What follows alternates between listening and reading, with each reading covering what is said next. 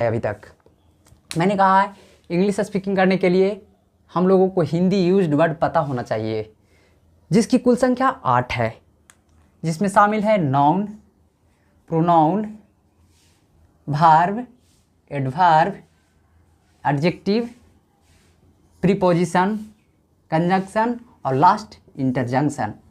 अब इन सभी 8 का इस्तेमाल करके यूज करके हम लोग स्पीच बोलने में, इन सभी का यूज हम लोग किस में करते हैं? स्पीच बोलने में, लिखने में एंड पढ़ने में, चाहे हिंदी का हो या फिर इंग्लिश का।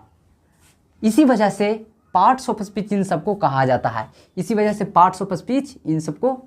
जाता है, अब इंग्लिश के ज़्यादातर टीचर यहीं से इंग्लिश पढ़ाना शुरू कर देते हैं, जिसकी वजह से हम लोग इंग्लिश नहीं सीख पाते हैं। लेकिन घबराने की कोई बात नहीं, मैंने आपसे वादा किया है इंग्लिश में बुलवाने का, वो भी आज से।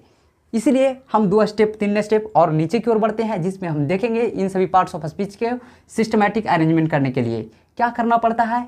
स्ट्रक्चर फॉलो करना पड़ता है, जो हेल्प करता है सेंटेंस फॉर्मेशन में। क्या फॉर्मेशन में? सेंटेंस बनाने में। यदि सेंटेंस हिंदी में बोलते हो तो subject plus object plus verb को फॉलो करना पड़ता है।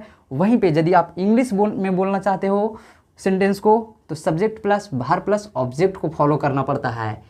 अब यदि ध्यान से देखिएगा हिंदी और इंग्लिश को, तो इन दोनों के स्ट्रक्चर में सेम चीज़ यूज हुए हैं। सब्जेक्ट इसमें है, सब्जेक्ट इसमें है, वर्ब ऑब्जेक्ट इसमें है, ऑब्जेक्ट इसमें है, वर्ब इसमें है, वर्ब इसमें भी है।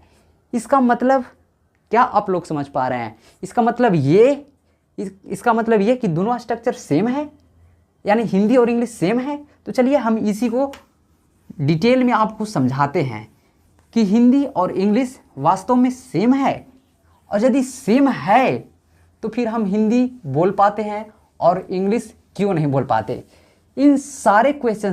आपके इन सारे क्वेश्चंस का आंसर इस पेज पर मैं देने जा रहा हूँ। ध्यान से देखिएगा, मैंने क्या कहा